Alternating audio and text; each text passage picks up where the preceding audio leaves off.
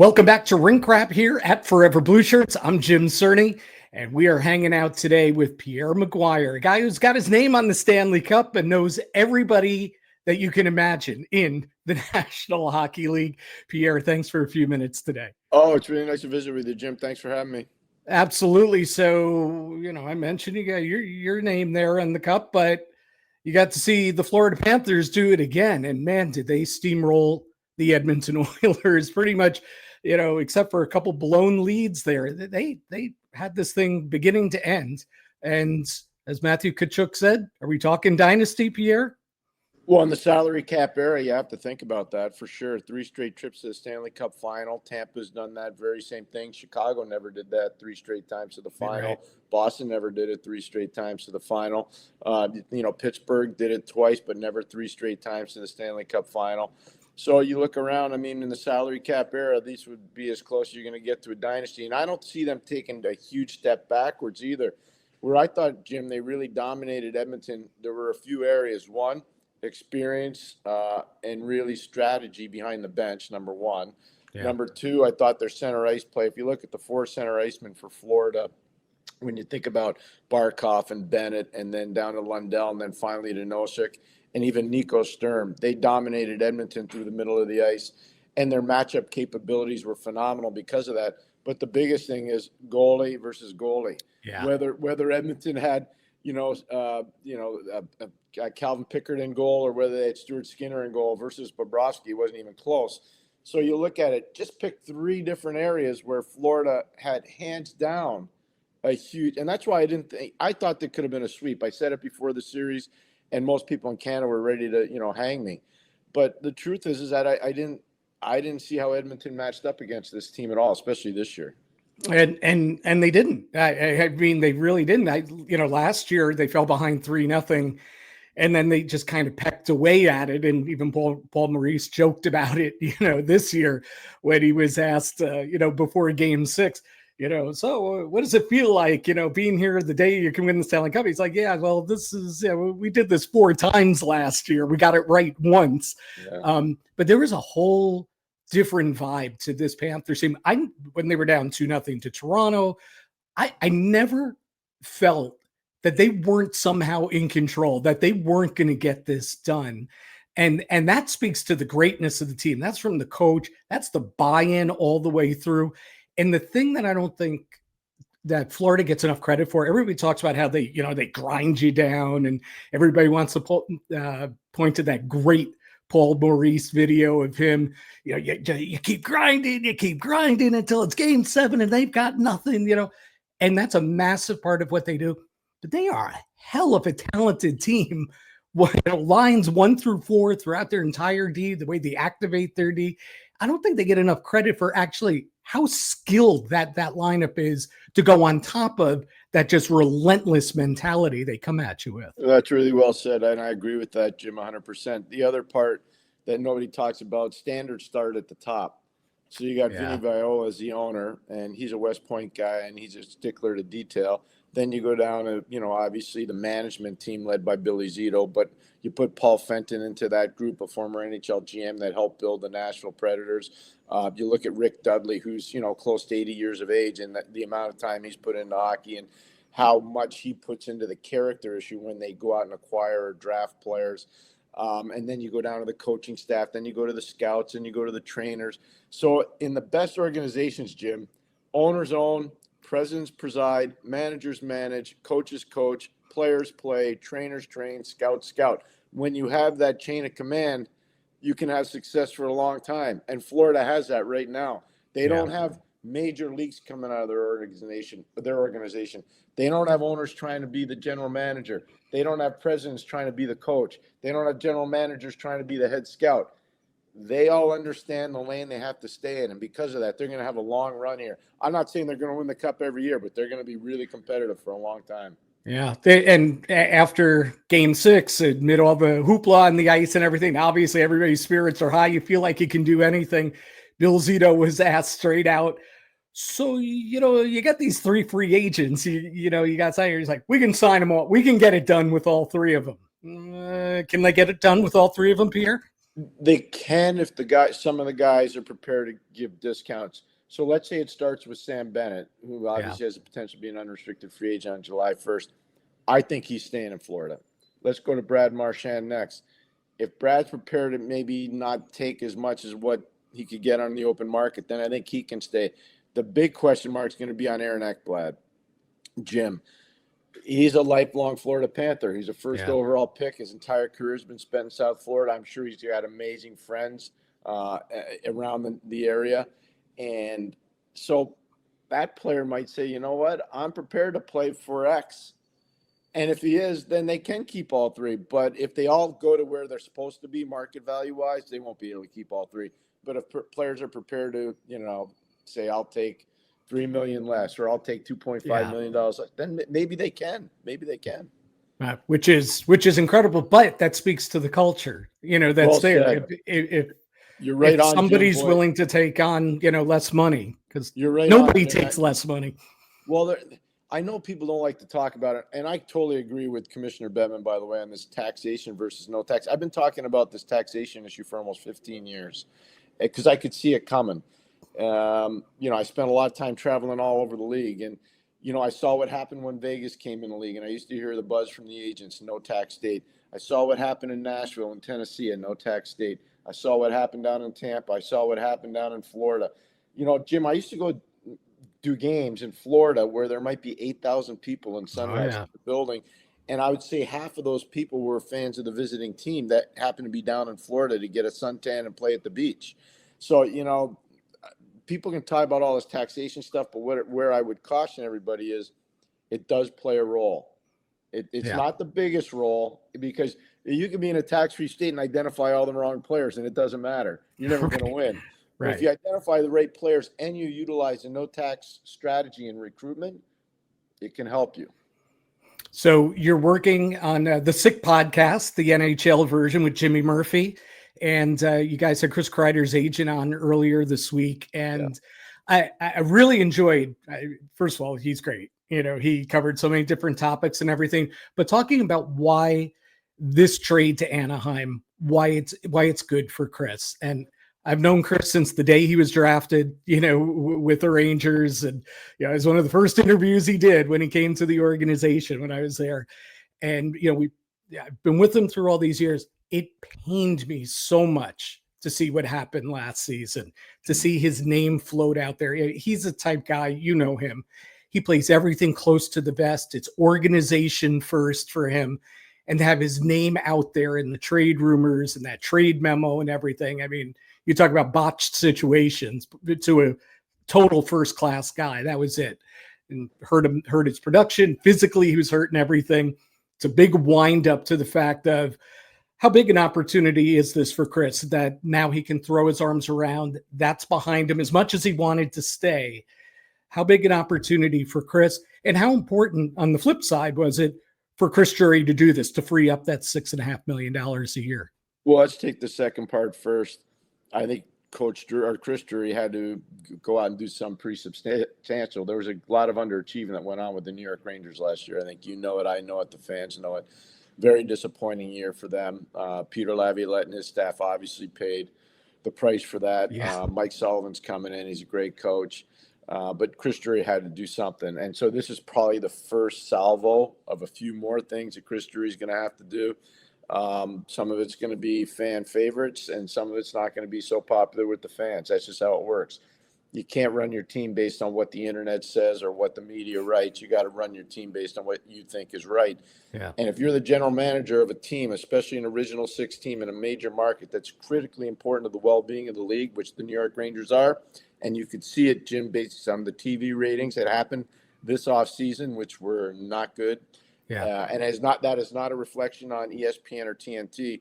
It's because major teams were not involved in the playoffs, or if they were, they got knocked out early.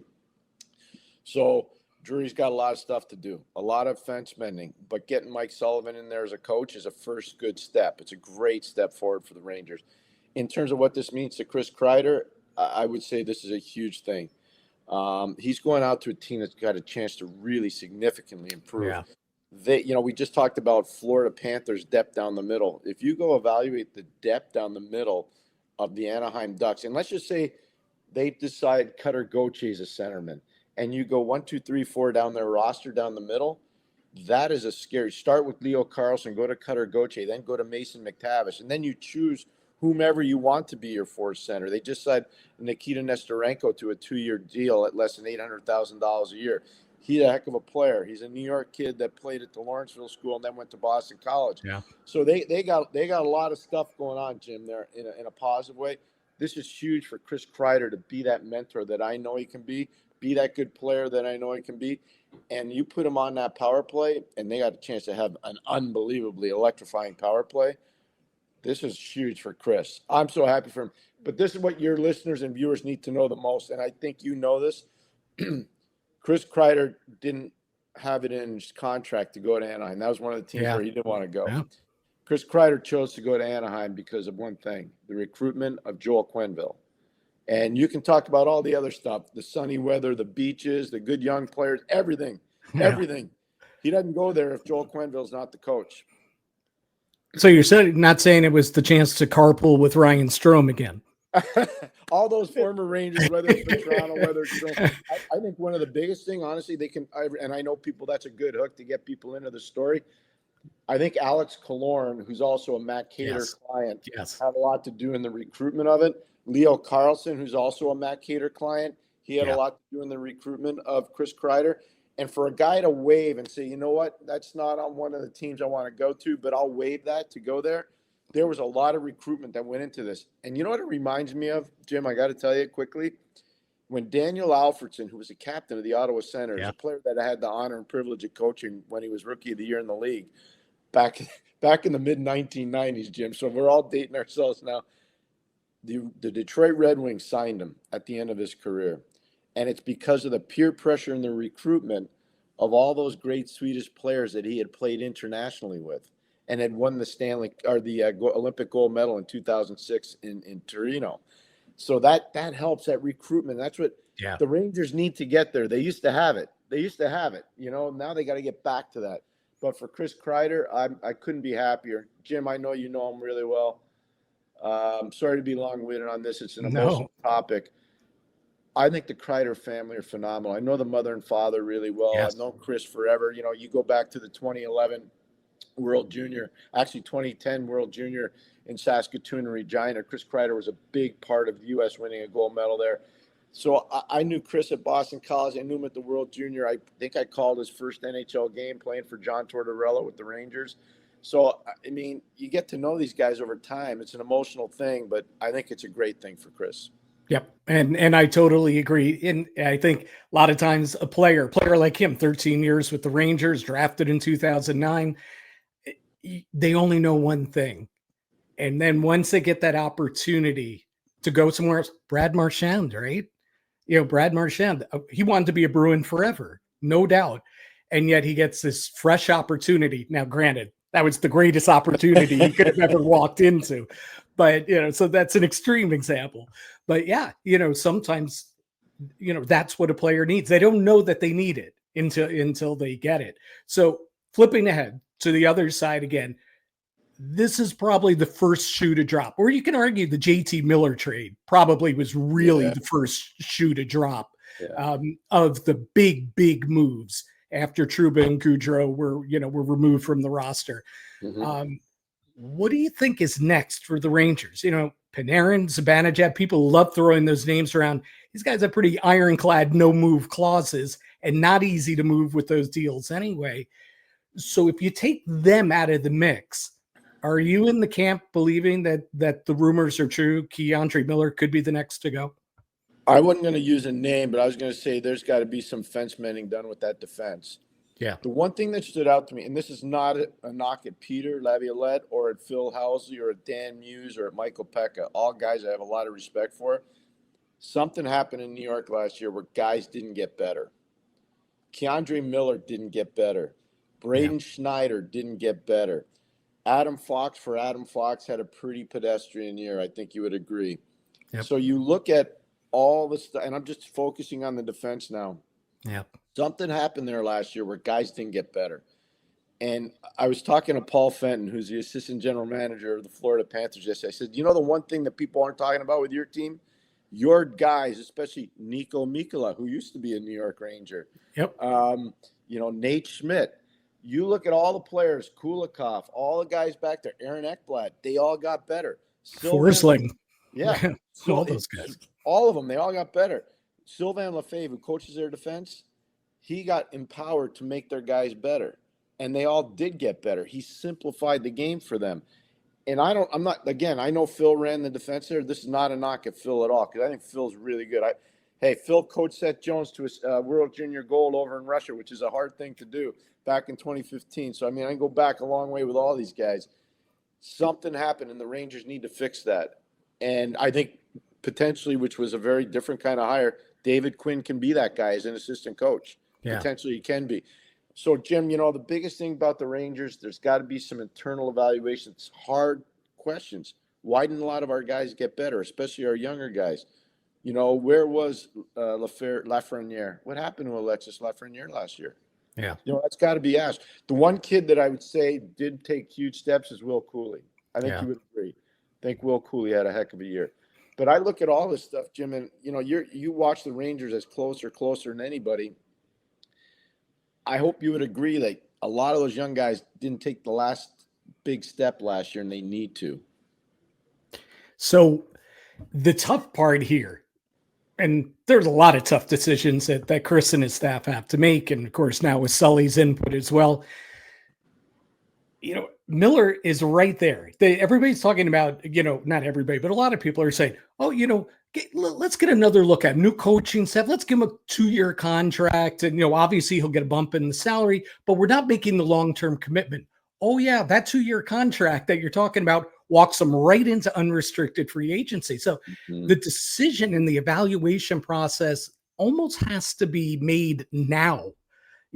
Has to be in place now, because either you're walking him into UFA status, which they did with Ryan Lindgren, a totally different type player. Yep.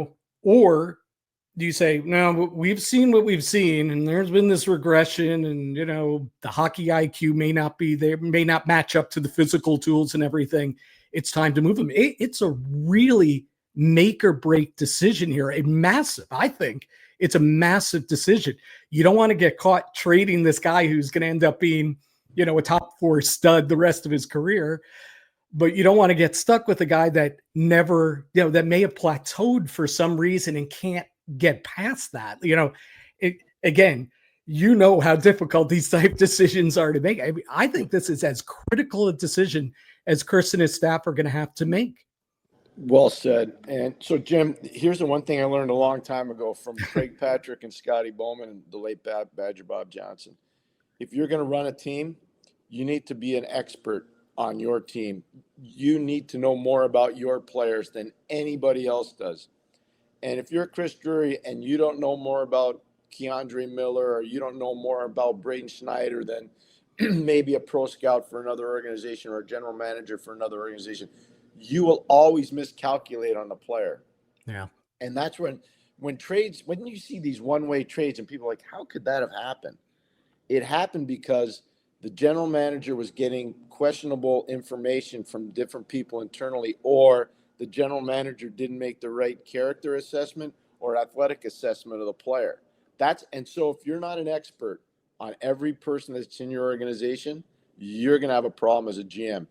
I have not talked to Chris Drury or spoken to Chris Drury about Keandre Miller, so I have no idea what he thinks of Keandre Miller. Nobody knows what he thinks of any of his players. Because out of respect, I've never talked to him about any of his players. Yep.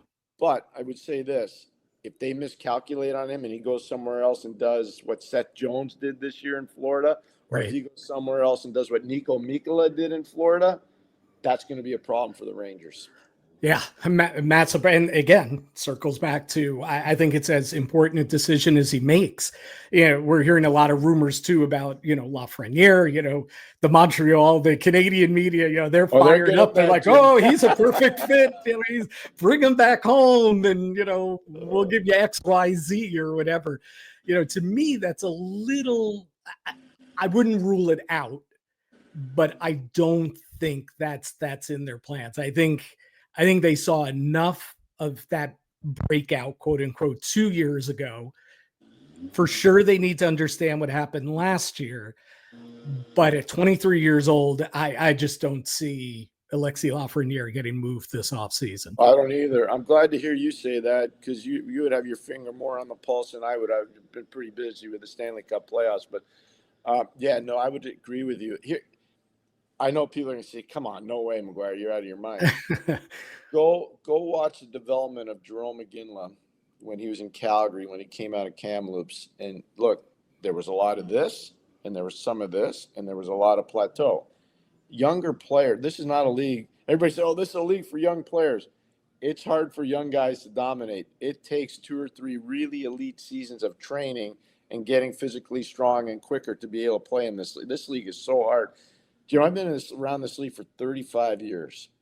I've never seen it be harder to play in, ever. It's so hard. What happened to Connor Bedard last year? I'll tell you what happened to Connor Bedard last year. He's a small guy who wasn't physically fit enough, and he got pulverized because he was not surrounded by good players. That's what happened to Connor Bedard. Right. It's a really hard league. People don't, and then people will say, well, how come Lane Hudson was able to dominate? Lane Hudson's skill set is at a whole other level. He's one of those unique players that can actually make the adjustment really quick. And if you would have seen him at BU, or if you would have seen him play World Junior, you would have understood that. Same with Macklin Celebrini. But how many guys can you say that about? We're about to have the draft. Right. How many, like, this is what people don't understand. They say, oh, we got 3 first-round picks, and we're going to do that. Half of those first-round picks are never going to be as good as you thought, and the other half are going to take 2 to 3 years before they even get a sniff in the NHL. That's just the reality of it. It's hard. Yeah. It's a hard business. I think part of what Lafreniere has had to deal with that's so difficult, obviously being the number 1 overall pick, the expectations are always going to be, through the roof for a player that's selected in that spot. But he looked like a man. He was 18 years old, but he physically looked like a man. So your expectations go through the roof. I take it back to the draft with Jack Hughes and Capo Caco, and so many Ranger fans, they were, oh yeah, we got the better guy, because Caco looked the part. He looked like he was a man already. He had a man's body. Jack Hughes looked like a little boy, right? But now you step back and look at it and say, kind of worked out for the Devils, Yeah, well, the man that made that selection for New Jersey is a late Ray Shero. One of my best friends. He was my agent when I was involved in the coaching business, and we worked together in Ottawa as well. He's a tremendous, tremendous person. I'll never forget some of the late night conversations we had right in your backyard. I was living in New Canaan, Connecticut, not too far from where you are right now. And Ray would come over and we'd talk, and he'd say, I got Capo Caco, I got Jack Hughes. Here's the one thing I know about Jack Hughes. He can break a game open because of his speed. He's an electrifying player. Ray was right. It was not a knock on Capo Caco. It's talking about the greatness of one player and how sure he was of that player. Remember, we were talking about being an expert in understanding your players and your team. Ray understood that Jack Hughes could break a game open. Yeah. He wasn't sure about the other guy. So that's why you got to know that there's always got to be one thing. I learned this again from Scotty and Craig Patrick. There's always got to be one thing about a player that's going to allow him to take over a game. He may not do 10 things right, but of those 10, there are 10 things you want him to do right, but he may only do one thing right and 9 things wrong. And the one thing he does right helps you win. Huh. That's pretty fascinating. So if you take it to Lafreniere, then what would be his super skill in your opinion?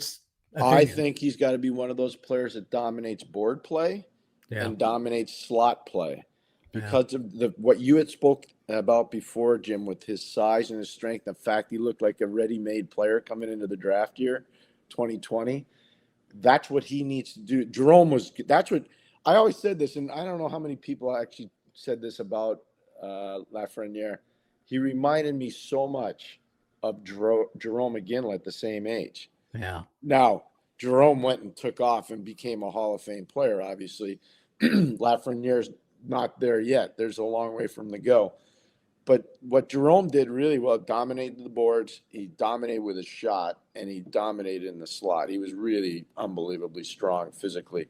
I think Alexis can be that guy, but he's got to prove it every day. Those guys have to do it every single day. And if they don't, it becomes a problem. Yeah. You mentioned David Quinn's name before. Yep. We know sometimes an interim coach, like in Chicago, interim coach stays on, they hire another coach, but he comes back, stays on as an associate or an assistant. It's not often that a team's head coach from a few years ago that was fired in the first move by the current general manager when he became GM, in this case, Chris Drury, comes back a few years later and is an assistant, comes back in a quote unquote lesser role. Can you talk about the challenges of that for David Quinn, and even if it's on the periphery, just what kind of challenge that is, and kind of what it says about the influence that Mike Sullivan clearly has already in this organization? Because I don't think David Quinn and Chris Drury were, without Mike Sullivan there, are coming to this agreement, coming to this new relationship or rebuilding relationship. So I kind of threw a couple different pieces at you there, but to me, it's such a unique thing. I can't think off the top of my head of a similar example. No, it's a hard one to figure out. I would agree with that 100%. So you look at it, David was a really good defenseman, drafted by the Minnesota North Stars. He was actually drafted by a late gentleman who at one time scouted for the New York Rangers, Smokey Cerrone. He passed away, but he was a Rhode Island guy, and David was a great player at the Kent School. I used to work with David at hockey camps up in the Boston area when he was part of the BU Terriers. Mike Sullivan was part of that team. Yeah. Joe Sacco, who's now an assistant coach with the Rangers, also part of that team. Contrary to public opinion, Chris Drury was not a member of that same BU team. Right. Chris Drury was there in 1994. All those other guys were well into their pro careers. So I just want to, for those journalists out there that are writing, Drury and Sullivan were teammates at BU. That's not true at all. They never were. And so let's get that out in the open right now. But Mike has a lot of power. Mike has a lot of power. It's going to be a difficult line for David to walk. But I'll go back to, again, all these years in the league. If you take stuff personally in the National Hockey League, you're not going to last very long because you go to work every day because there's somebody always saying something bad about you every day. Even when you're great, somebody's always going to be able to find something bad about you. So you can't take stuff personally. So you got to have a pretty strong mind, and you got to be really resilient. And if you are strong in the mind and you are resilient, you can flip the switch and become a very competent person at the position they've given you. So for David teaches defense really well. David teaches puck movement very well. David's really good in terms of communicating with players. Sometimes when you're the head coach, stuff gets lost in the wash because of something you'll say to the media or the way you'll, discipline a player, or the way you'll sort out ice time. He doesn't have to worry about that anymore. He doesn't need to talk to the media anymore. He doesn't need to worry about the ice time that he's doling out to the forwards because his expertise level is working with defensemen. So he's going to be much more comfortable there. I think David's going to fit in really well. But this is for all the people out there that, question different things. I've known David Quinn a long time, almost 40. Actually, it is 40 years. I've known David 40 years. He's mentally as strong as anybody I know. He's an amazing hockey resource. And the biggest thing is his career ended because of a thing called Christmas disease, which is a bloodstream infection. Every time he got hit, he would swell up and he'd bruise everywhere. So his career ended. He never took that personally. He said, okay, I can't play in the league anymore. I'm going to go coach. I'm going to go give back to the game that I love. And he did, and he thrived, and he was a phenomenal coach everywhere he ever went. I think he'll be a great assistant coach for the New York Rangers. I really do. And it goes back to something we talked about before, Jim. Something happened last year with that defense. They never got better. And I don't know what it was. I really don't. So I can't just say, it was that guy's fault or it was that guy. I don't know. But I do know one thing. Guys are going to get better there with David Quinn coaching the defense. Well, that's huge, and it's a great way to tie it together with what you were talking about before. Just on Sully, what do you think? And I happen to love him. I think he's a powerful presence. You got to know him a little bit when he was with the Rangers, but even from the outside, my dealings with him when he was with the Penguins, such a powerful presence, a relationship builder, and everything. what do you think the biggest Sully effect will be on the New York Rangers? They're going to play organized. They're going to be really organized. There's not going to be any freelancing. Guys are going to have clearly defined roles. They're going to know what those roles are. I think special teams will be more consistent because of that structure and the layered organization they're going to try to create. The one thing the Rangers did really well with the last regime that was there, their face-off play was phenomenal. It was one of the most improved face-off situations from the time before they got there to the time they left. That last group did a great job. And Michael Pekka, who's now the assistant coach in Chicago, I think Michael deserves a lot of credit for that because that really was his strength as a hockey player. He was so good at it. So I think you're going to see real good structure. I think you'll see a lot of really good role creating by Michael, by Mike Sullivan. But here's the biggest thing. There'll be comfort in the coaching staff. There'll be no mixed messaging. Sacco, Sullivan, and Quinn were all teammates playing for Jack Parker at Boston University. They know where the bread is buttered. They know what each guy's strength and weakness is. So the staff that they've created is actually going to be a really good staff. Now the players need to do their part and pay attention. So real quickly, and you've given us so much of your time today. Really appreciate it. I know you've been traveling throughout the playoffs and everything just back home. It's my pleasure. I feel like we yanked you out of the elbow room or something like that. Maybe a few years ago. Yeah, that's what I say too. I'm enjoying myself so much. The headset's flying off here. Just a quick thought on, as it relates to the Rangers, but really the bigger picture. Do you think we're going to see the offer sheet being a key part of this offseason, as so many are speculating right now? Or is it just a great topic and everybody can debate it, and then at the end of the day, we're going to do what we normally do, which is there are no offer sheets, even after last summer, of course. I'd be surprised if there were a lot of offer sheets. And the reason why I say that is last year, Edmonton hung themselves out to dry. Kenny Holland had been fired, so the general manager was gone.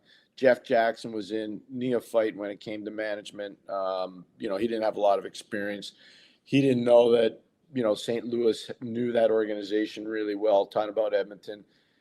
Kenny Holland, who is no longer working there, is a really good friend with Doug Armstrong, the general manager in St. Louis. So there's a lot that went into that last summer. But where Edmonton got themselves into trouble, and I think people learned from that, when they brought in Victor Arvidsson from L.A. and they brought in Jeff Skinner from Buffalo, that's when they exposed their flanks. And they didn't think that anybody would go after Philip Broberg, and they didn't think anybody would go after Dylan Holloway. But remember what I said before, relationships in this game matter. Holland's mad because he's been fired. He knows Armstrong. They've talked about different players over time, not just in the NHL, but they work together internationally for Canada as well at the Olympics and the World Championship. Yeah. So over time, there have been a lot of discussions. Like this guy, don't like this guy. People remember. So Edmonton put themselves in a very tough situation last year by going out and getting Arvidsson and Skinner. They exposed their flanks, and their flanks that were exposed were Holloway and Broberg. And so that's where that all happened. I don't see a lot of that happening this year. Draft assets, not so much for this year, Jim, but down the road, there's some really good drafts coming. This one's not a great one, Jim. I'm not going to even try to pretend with you. But next year and the year after, they're trending huge. They're trending huge, not just in terms of great type players at the top end of the draft, but over the full round play of the draft. There's some really good depth for the next two, not this one, but for the next two. Yeah. So I don't know how much people want to throw away those opportunities. And here's one other thing. I know everybody's talking, the cap could go here and the cap could go there. Until I see it written on paper that the cap's going there, I have a hard time building my team that way. Yeah. And one of everybody says, well, how come these guys can get better at the trade deadline and these guys can't? Because you, as a manager, need to create wiggle room against the cap in order to do that. There are going to be some really clearly defined roles in terms of LTIR going forward. A lot of teams have utilized that as a tool to go and acquire players.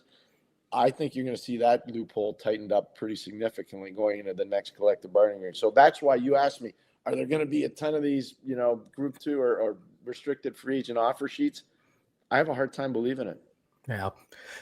So the other, I think, massive thing hanging over the league right now is, and especially because the Oilers just lost again, and people are wondering, what's Connor going to do? Is he going to sign that massive extension that I certainly expect this offseason? Do you think there's any chance whatsoever that he leaves Edmonton and that he headlines what could be an insane marquee free agent group next summer? Or do you think, yeah, there's a chance, but that's not happening? Edmonton won't allow that to happen. Yeah, there's a chance. Never say never, but I'd be really surprised. I'm going to take you back to when Steven Stamkos had his first opportunity at unrestricted free agency. Yep. Steven, I was down in Tampa to do a game in early November, maybe late October. And it was a big story all around the hockey world that Steven was going to go unrestricted and he was going to leave Tampa. And I've known Steven a long time. So we sat down outside the dressing room in Tampa. It was completely, at that time, off the record, talking about what he was going to do or not potentially do.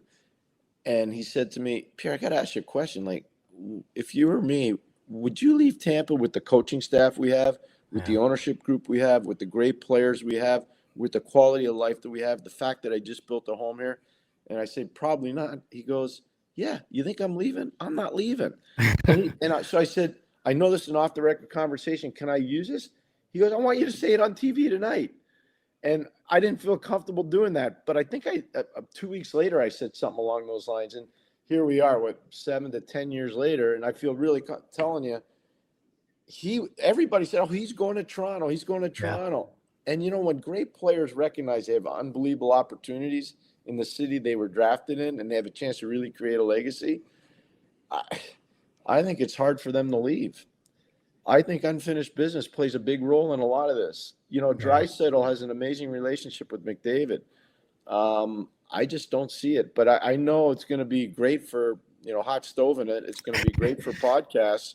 Yeah. But I unless, they undervalue him as an ownership group and a management team, but I don't see that. I'd have a hard time believing that. Yeah. And I think it's so hard to read between the lines. There was so much pain, as he was speaking with the reporters the other day. And, I think people, they keep like trying to pick his words and, his body language and people did that trying to say, yeah, he wants out. And I looked at him closely and I watched an interview over and over again, just trying to analyze it. I got the opposite effect. I got the greatest player in the world is disappointed as hell in his own performance and his, the team's performance. And like you said, it's unfinished business. And we're going to come back, I believe, in his mind, management's going to do this right. We're going to fix the goaltending. He didn't say that, of course. We're going to fix the goaltending. We're going to get this right. And, I'm going to win that. I'm going to win that cup, But then people see Tkachuk say, oh, McDavid's going to win a cup somewhere. His post-game quote. So then everybody goes, all hell breaks loose the other way. I can't fathom him being. Ranger fans want him so bad. They're like, don't spend any money this year. Save all your cap because Connor's going to be a free agent. I'm like, Toronto fans are saying, well, could you imagine us if we have Austin Matthews and Connor McDavid? Yeah. So everybody thinks, Montreal fans are saying, could you imagine our team if we moved Nick Suzuki to the 2-hole and Connor McDavid's in the 1-hole? Everybody's saying, everybody made a great argument too, by the way. Connor McDavid doesn't make your team better. Oh, yes, he does. Yeah. I just wonder, and this is the only thing I would worry about if I were Edmonton, if he doesn't perceive the organization as being able to grow, then I could see where he'd say, you know what, rather than try to sign me, why don't you trade me? That way you get some assets and you can start the rebuild now that I'm gone. And I'm not saying that's happening, but that would be the only scenario where I could see where he says, you know what, I don't like the direction that we're going in. Let's move along. But I don't see that happening. I know Stan Bowman really well, and he's a really smart hockey guy. And I do think they're going to grow that thing properly. They have to, of all the teams, Toronto already identified it. They said, quote unquote, we need to fix our DNA. Yep. Internally, they know what that means. They're not going to put that on the public, but they know internally what fixing the DNA means. I think, and they had a really hard face-to-face with their management group, and I think it was really good. Edmonton's got to do the same thing, Jim. They have to. They can't hide in the weeds and say, oh, yeah, we like this, and we're good here, and we're good. No, there are holes in that roster, and they need to sort that out. They need to sort out some of their coaching ideology, which I think they'll be able to do. But those are, I can tell you, Jim, those are uncomfortable but necessary conversations that have to happen internally with a team. And again, the one thing I shared with you, if you take stuff personally, you have no chance of succeeding in this league. You might be able to in other leagues. I don't know. But in this league, you won't be able to. You'd be too angry every day you go to work. And if you're angry going to work every day, you're not going to make good decisions. You're too emotional. Right. And by the way, I should say, having been around Pierre's circle, because he's been all over the NHL forever, certainly since I've worked in the league. Talk about a guy who loves going to work every day. This is the guy right here. And, it's awesome being around you. It's awesome talking hockey with you. I really appreciate your time today, and appreciate the new podcast that you're doing. If you want to, I'll tee you up. If you want to talk a little bit about that, you and Murph. I mean, you talk about a 1-2 punch on a top line. You and Murph, that's entertainment right there. You're very kind, Jim. Thank you. This has been a labor of love for Jimmy and I for almost 2 years now. Jimmy's such a dedicated guy, and he's a great partner. He's a special friend. He works really hard. He loves being around the rink. He's worked so hard to make this podcast work. I'm proud to be his partner. It's going to continue to grow. We're going to work in the summer every Wednesday. After July 1st, we'll only go once a week rather than 5 times a week. But it's been fun. We've enjoyed it. We've had amazing guests. Amazing. Yes. Scotty Bowman's a regular on there. Kenny Holland's a regular on there. We've had Mark Recchi so many times. We've had Chris Pronger. You just look at some of the people we've been able to get on. It's been awesome. And just had Paul Fenton on yesterday, the day after they won the Stanley Cup, which is pretty amazing. I love doing it. You know what? I love being at the rink. I won't even try to pretend. And when I get a chance to visit and talk hockey with people like you, it really makes my day. So thank you very much. Thank you. That is awesome. He's Pierre McGuire. Thanks for tuning in to the Rink Rat Podcast. We will be back next week. Preview the NHL Draft, which Pierre and I didn't even touch on, but I swear we will get into that next week. But we did touch on it. You said, this draft class, not so great.